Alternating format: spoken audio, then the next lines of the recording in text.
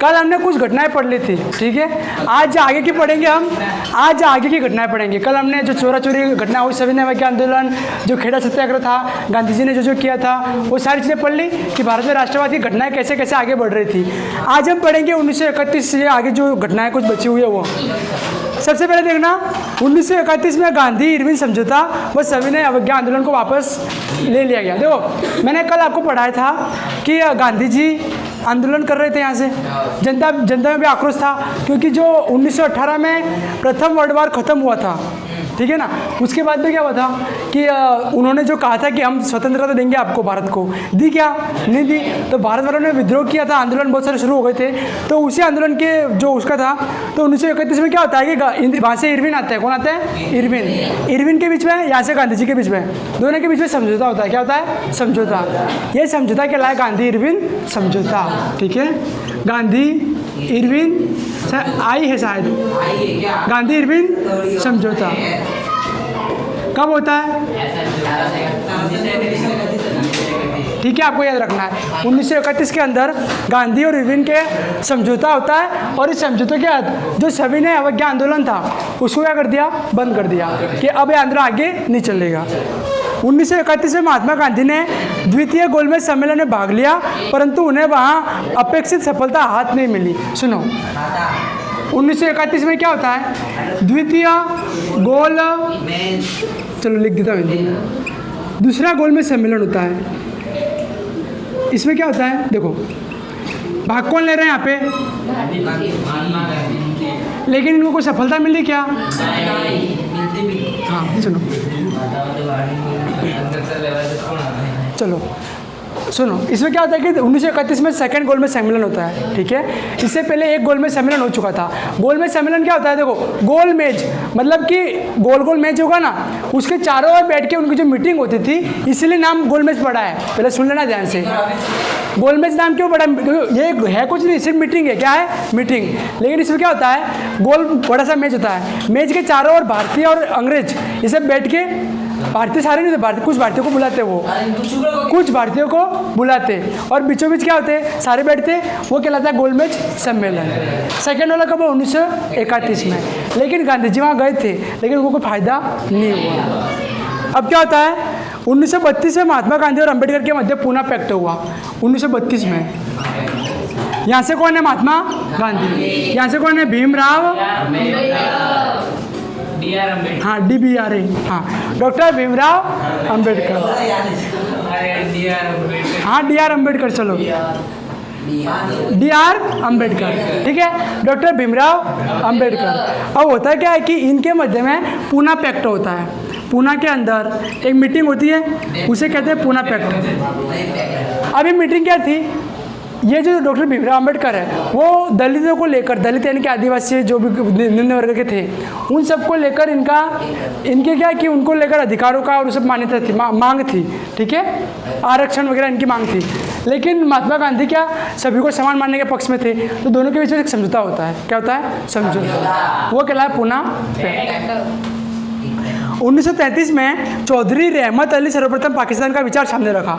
ये देखो आज जो आप पाकिस्तान नाम की पनौती देख रहे हो क्या, उसका ये सबसे पहले विचार कहाँ से आया था? ये चौधरी रहमत अली। कौन सी अली? कौन सा अली? रहमत अली। सबसे पहले पाकिस्तान का विचार किसने दिया? रहमत अली ने। रहमत अली ने, ठीक है, समझ गए। तो पाकिस्तान नाम की चीज़ पहले कब है? 1933 में, कि पाकिस्तान नाम का कोई देश बनाएंगे हम, यूँ मुसलमानों का उनका। 1935 में भारत शासन अधिनियम पारित हुआ और प्रांतीय सरकार का गठन हुआ। 1935 में भारत शासन अधिनियम पारित हो गया, ठीक है। दूसरा क्या होता है? प्रांतीय सरकार का गठन, सरकार। अब सुनो, भारत शासन अधिनियम क्या है? 1935 में आया। इसके अंदर बहुत सारे वो थे कि भारत में आगे 1935 के बाद किस प्रकार से शासन चलेगा। बहुत सारे नियम कानून बने कि इतने सारे, मतलब बीच में केंद्र सरकार होगी, ठीक है, इनका कोई संविधान होगा, या फिर केंद्र में इस प्रकार का वो राज्य होगा, उसके अंदर इतने प्रांत आएंगे, उन प्रांतों में अलग अलग राजा या क्या कह सकते हो, गवर्नर होंगे। इसमें 1935 में क्या होता है? भारत शासन अधिनियम आया कि भारत में आगे अब किस प्रकार से शासन करना है। और प्रांतीय सरकार का गठन हो गया। प्रांतीय सरकार क्या होती है? पहले भारत में पूरे भारत पर एक ही सरकार, केंद्र सरकार शासन करती थी। अब क्या होगा? भारत में अलग अलग प्रांतों में भी सरकारें होगी। क्या होगी? सरकारें। जो अलग अलग राज्य हैं, दिल्ली, मुंबई, मद्रास, कोलकाता, उस समय जो मैन रहते थे ना, वहाँ पे क्या होगा? वहाँ पे की अपनी अपनी सरकारें होगी। ठीक है, लेकिन पहले क्या था? सिर्फ केंद्र में थी, जो गवर्नर जनरल हुआ करते थे वो। चलो, क्या दिल्ली मद्रास एक कैसे है? चेन्नई और मद्रास नहीं, एक ही है। चेन्नई का पुराना नाम मद्रास है। चलो, अब कहाँ थे अपन? हाँ, 1939 में द्वितीय विश्व युद्ध का आरंभ होता है। कब? 1939। सेकेंड वर्ल्ड वॉर शुरू हो चुका है। ठीक है, 1940 के मुस्लिम लीग के लाहौर अधिवेशन में पाकिस्तान की मांग का संकल्प पास किया गया। 1940 में लाहौर अधिवेशन होता है। कौन सा अधिवेशन? अब इसमें क्या होता है? पाकिस्तान जो पाकिस्तान की मांग थी, ठीक है ना, उसको क्या कर दिया? पास कर दिया कि हाँ, अब पाकिस्तान क्या होगा? बनेगा। 1942 में भारत छोड़ो आंदोलन की शुरुआत व गांधी जी ने करो या मरो का नारा दिया। अब 1942 में, ये पूरा मैं आपको बताऊंगा, पूरा बताऊंगा एक बार। बताना ही पड़ेगा। भारत छोड़ो आंदोलन प्लस करो या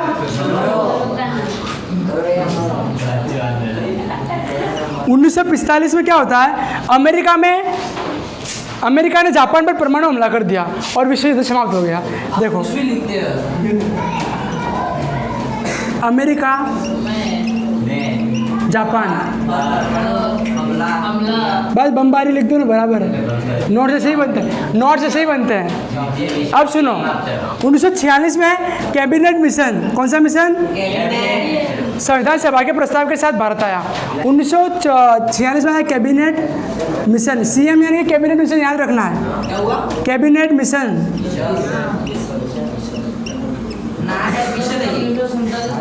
और 15 अगस्त 1947 को भारत आज़ाद हुआ। हाँ, बस सुनो, मैं समझा रहा हूँ। अब एक बार सब यहाँ देखो, एक बार पूरा समझते वापस से। देखो, सबसे पहले 1931 में गांधी जी और वहाँ से कौन आए थे? इरविन। इन दोनों के बीच में समझौता हुआ। ठीक है, समझौता होता है। अब 1931 में जो सेकेंड गोलमेज सम्मेलन था, उसमें गांधी जी ने भाग लिया, लेकिन गांधी जी की जो मांगे थी वो उनकी पूरी नहीं हो पाई। 1932 में महात्मा गांधी और डॉक्टर भीमराव अंबेडकर के बीच में दलितों को लेकर एक मीटिंग होती है। उस मीटिंग को क्या कहा गया? पूना पैक्ट। तो पूना पैक्ट कब हुआ? 1932 में। 1933 में क्या हुआ? रहमत अली, कौन से अली? रहमत अली ने पाकिस्तान की मांग की। क्या मांग की? पाकिस्तान की, कि हमारा मुसलमानों का एक अलग देश होगा, उसका नाम क्या पड़ेगा? अवधि पाकिस्तान। कौन सा स्थान? पाकिस्तान। 1935 में भारत शासन अधिनियम, बोलो, भारत शासन अधिनियम, ये पारित हो गया। क्या हो गया? पारित। अब ये बताओ, इसके तो ये पारित होने का मतलब क्या हुआ? इसके बाद क्या होगा? 1935 के बाद क्या होगा? अब शासन क्या होगा? जो ये कानून बना है उसके अनुसार चलेगा। ठीक है, और प्रांतीय सरकार का गठन होगा कि केंद्र तो होगी, लेकिन प्रांतों के अंदर भी सरकारें होंगी, क्योंकि कुछ निर्णय प्रांतों के अंदर के जो शासन कर रहा है, जो राजा है या फिर कोई भी होगा, वो भी कुछ निर्णय तो ले, सारे निर्णय कौन ले रहा है? सरकार, ब्रिटिश सरकार। तो अब वो ना ले, ये भी निर्णय ले पाए। ब्रिटिश अंग्रेज थे। हाँ, वही। चलो, उनका देश है ब्रिटेन। क्या था? ब्रिटेन। तो ब्रिटेन को ब्रिटिश, हम इंडिया है, इंडिया को इंडियन, वैसे ब्रिटेन को ब्रिटिश। और ब्रिटेन के अंदर सिर्फ ब्रिटेन के अंदर इंग्लैंड, वेल्स और आयरलैंड के कुछ है, ये तीन आते हैं, तब जाके वो ब्रिटेन कहलाता है। रशिया छोड़ो, हाँ, रशिया वाले रशियन। 1939 में सेकेंड वर्ल्ड वॉर होता है, जो दूसरा विश्व युद्ध है विश्व में, वर्ल्ड वॉर। ठीक है, उसे कहते हैं वर्ल्ड वॉर। ठीक है, सुनो, तो सेकेंड वर्ल्ड वॉर विश्व युद्ध कब शुरू होता है? 1939 में। और इसके बाद क्या होता है? वहाँ पे विश्व युद्ध चल रहा है विश्व में, आपस में। और देखो, हमें आज़ादी क्यों मिली, इसका रीज़न ये भी है। एक रीज़न क्या है? एक तो यहाँ पे हम वो सब कर रहे थे, क्रांति कर रहे थे, आंदोलन कर रहे थे, लेकिन उस समय क्या होता है कि जो अंग्रेज थे वो बिजी थे कहाँ पे? युद्ध में। यहाँ पे बिजी थे, वो लड़ाई में व्यस्त थे, ठीक है। तो उसका फ़ायदा हमने उठाया कि वहाँ पे वो बिजी है, यहाँ पे हम इन पे अटैक करें, तो ये वैसे भी वहाँ पे परेशान है, यहाँ भी परेशान करते हैं, तो ये भागेंगे। तो इसीलिए ये जल्दी से उस समय भाग पाए। एक रीज़न ये भी है कि 1939 में क्या हो गया, सेकेंड वर्ल्ड वॉर, ठीक है। यहाँ पे देखो एक मांग हमने उठाई थी 1918 में, लेकिन उन्होंने जब उस समय भी विश्व युद्ध चल रहा था तब हमने मांग उठाई कि हमें आज़ादी चाहिए, लेकिन उन्होंने नहीं दी। वर्ल्ड वॉर समाप्त होने के बाद एक मांग हमने फिर यहाँ उठाई। यहाँ क्यों उठाई, हमको पता चल गया कि अब क्या है, यहाँ पे ये भागने वाला है, क्योंकि वहाँ पे ये बिजी है, व्यस्त है, तो अब ये बहुत अच्छा फ़ायदा है, ठीक है, बहुत अच्छा ये हमें मौका मिला है। चलो अब सुनो, 1939 में सेकेंड वर्ल्ड विश्व युद्ध हो गया। 1940 में क्या होता है, लाहौर अधिवेशन होता है। लाहौर अधिवेशन यानी कि लाहौर जो पाकिस्तान की राजधानी है शायद, वहाँ पे नहीं, राजधानी इस्लामाबाद है, राजधानी इस्लामाबाद है, पाकिस्तान का एक शहर है लाहौर। उस लाहौर के अंदर उस समय मीटिंग होती है, वो कहलाया लाहौर अधिवेशन। उस मीटिंग के अंदर यहाँ के हिंदू मुस्लिम सब मिले थे। वहाँ पे सबसे पहले पाकिस्तान की मांग उठाएगी कि हमें पाकिस्तान चाहिए, क्या चाहिए, पाकिस्तान। और मांग तो यहाँ उठ गई थी, 1933 में। उस मांग को पारित किया यहाँ पे कब, 1940, ठीक है। 1942 में क्या होता है, भारत छोड़ो आंदोलन शुरू हो गया। अब गांधी जी परेशान हो गए। गांधी जी को लगा कि यार मैं ये एक थप्पड़ मारते हैं, मैं दूसरा काल करता हूँ, लो मारो, लेकिन अभी तो यह भी मार देते हैं, तो अब मेरे को ऐसा नहीं चाहिए। अब क्या करना है, अब तो अंग्रेजों भारत छोड़ो ही छोड़ो, क्या करो, भारत छोड़ो। अब हमें कोई ये नौटंकी नहीं चाहिए, हमें अंग्रेज चाहिए ही नहीं, ये पनौती हमें चाहिए ही नहीं। अब गांधी जी को भी अक्ल आ गई थी। अब क्या होता है, गांधी जी ने आंदोलन शुरू कर दिया कि भारत छोड़ो, अब तो अंग्रेज भारत छोड़ के जाओ, जैसे भी जाओ, करो या मरो। नारा दे दिया कि भारतीयों या तो कुछ करो या फिर मर जाओ, या तो कुछ करो, अंग्रेजों को मारो, या फिर खुद मर जाओ। हाँ, 1945 में क्या हुआ, अमेरिका और जापान के बीच में जो युद्ध हो रहा था, युद्ध चल ही रहा है। ये कब से चल रहा है, देखो 1939 से सेकेंड विश्व युद्ध चल रहा है, और 1945 में ख़त्म होता है। और ख़त्म नहीं होता, लेकिन अमेरिका परेशान हो गया जापान से, उसने क्या किया, बम फेंक दिए, परमाणु बम फेंक दिए, 2 परमाणु बम, एक हाँ हिरोशिमा में और नागासाकी में, 2 जगह फोड़े। और ऐसे भयंकर बम फूटे कि आज तक वहाँ के जो उनके बच्चे होते हैं वो भी विकलांग, अंधे, बहरे, किसी का एक हाथ नहीं आया, खुद तो आ गया, हाथ नहीं आया, किसी की आँख नहीं आई, ये आज भी ऐसा होता है। चलो हाँ, 1946 में क्या होता है, कैबिनेट मिशन बढ़ता था भारत में। अंग्रेजों ने ब्रिटेन की सरकार ने एक मिशन भेजा, कुछ लोगों का ग्रुप भेजा। वो ग्रुप क्या करेगा, भारत में संविधान कैसे बनेगा उसका निर्णय करेगा। वो कहलाया कैबिनेट मिशन। कैबिनेट मिशन है क्या, इसमें कुछ लोग थे, ठीक है, 3-4 थे। उन्होंने क्या किया, एक नियम बना के लाए थे, वो पूरा तैयार करके लाए थे कि भारत में अब संविधान कैसे बनेगा। वो कहलाया कैबिनेट मिशन। उसका काम क्या था, भारत में संविधान की रूपरेखा तैयार करना। आगे 15 अगस्त 1947 को भारत क्या हो गया, आजाद। ये पूरे भारत की राष्ट्रवाद की कहानी लगभग 3 वीडियो हो गए, आज तीसरा था, पहला, दूसरा, आज तीसरा। तो ये पूरी घटनाएं थी, सिर्फ क्या थी, ये सब घटनाएं। और ये घटना आपको रटनी तो पड़ेगी, क्योंकि इसमें बहुत सारी डेट है, सन है, ठीक है ना। एक चीज बोल दे, कौन सी, वर्ल्ड वॉर खत्म नहीं हुआ क्या? वर्ल्ड वॉर खत्म हो गया ना 1945 में। 45 में अमेरिका जापान की बमबारी हो गई, यहीं पे खत्म हो गया, इसी के साथ। नहीं, मैंने समझा दिया ना। चलो अब आगे देखो, आगे है राष्ट्रवाद का अर्थ। राष्ट्रवाद का, चलो आप में से कोई बताओ राष्ट्रवाद का अर्थ क्या होता है। शाबाश,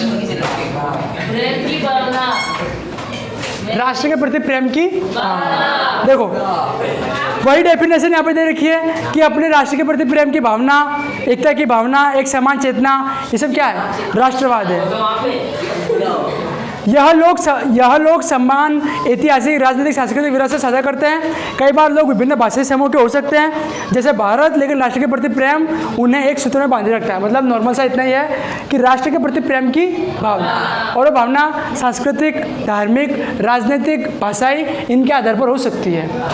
लोग भाषा के आधार पर, नस्ल के आधार पर, संस्कृति के आधार पर समान होंगे, तो उनमें उसके प्रति देखो, आप सब भगवान राम को मानते हो ना, क्यों मानते हो, क्योंकि आप सब, आपकी संस्कृति सेम है, आपके सबके घर में पूजा पाठ हो रहा है, आपके सबकी भाषा हिंदी है, आप सब टीवी में देखते हो तो भजन शुरू हो जाते हैं, मेरे घर राम आए हैं, जाए हैं, उसे होता है, ठीक है। तो जैसे जैसे आप सुनोगे, आपकी जो संस्कृति होगी आसपास, आपके अंदर की भावनाएं भी वैसी होगी।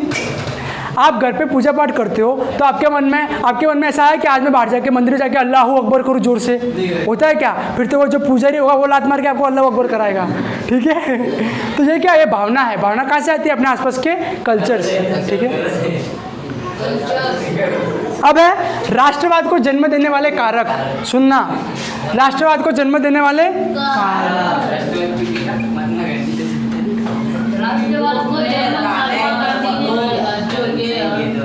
चलो, राष्ट्रवाद को जन्म देने वाले कारक कि ऐसे कौन कौन से कारक है जिससे राष्ट्र की भावना उत्पन्न होती है। कोई देश में लोगों के अंदर राष्ट्र की भावना कैसे आ सकती है, वो देखते हैं अपन। पहला है राष्ट्र राज्यों के उदय से जुड़ा हुआ है। देखो, सबसे पहले क्या होगा? राष्ट्र के अंदर राष्ट्र राज्य होगा। क्या होगा?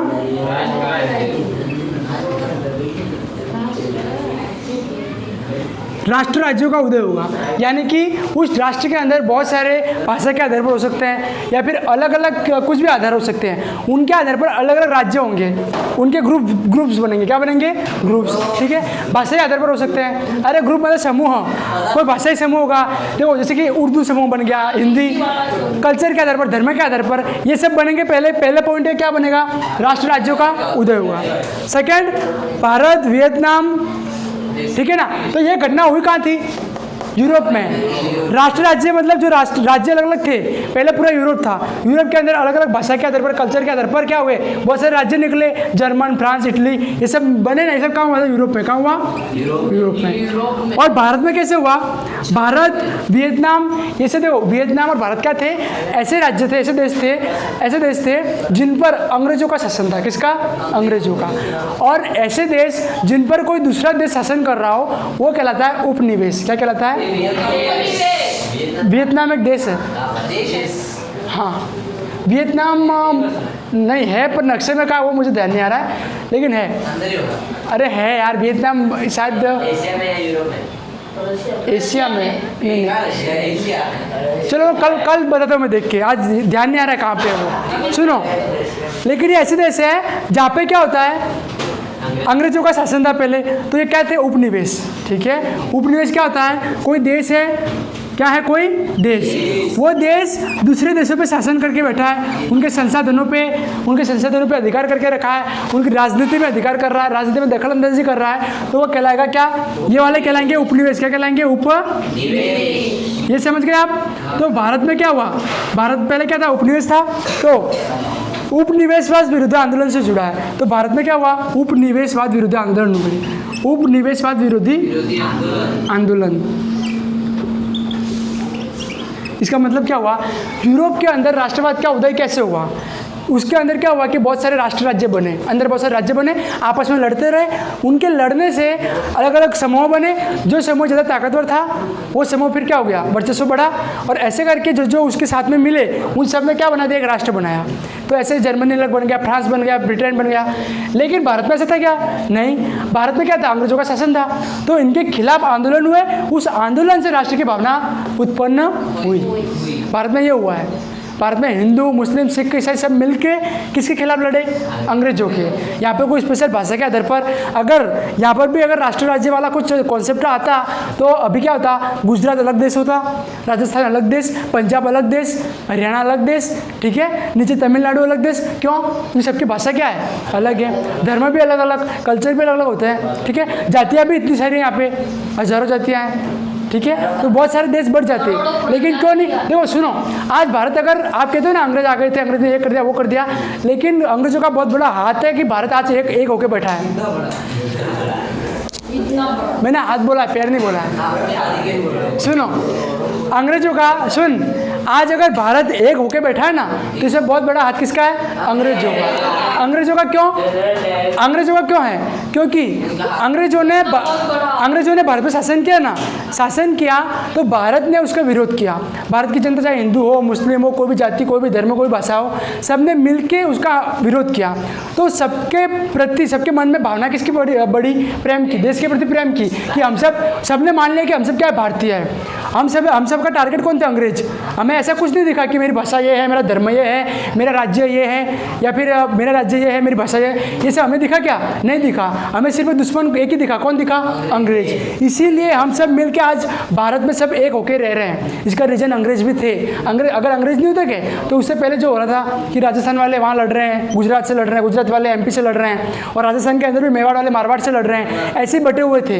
वो अच्छा हुआ अंग्रेज आ गए तो उन्होंने राज कर लिया, पूरे भारत को एक कर दिया, और भारत को एक करके वो शासन कर रहे थे।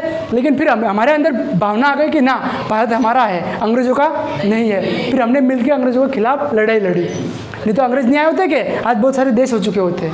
तो बहुत बड़ा हाथ है अंग्रेजों का। बहुत बड़ा हाथ है। चलो छोड़ो। अच्छा वो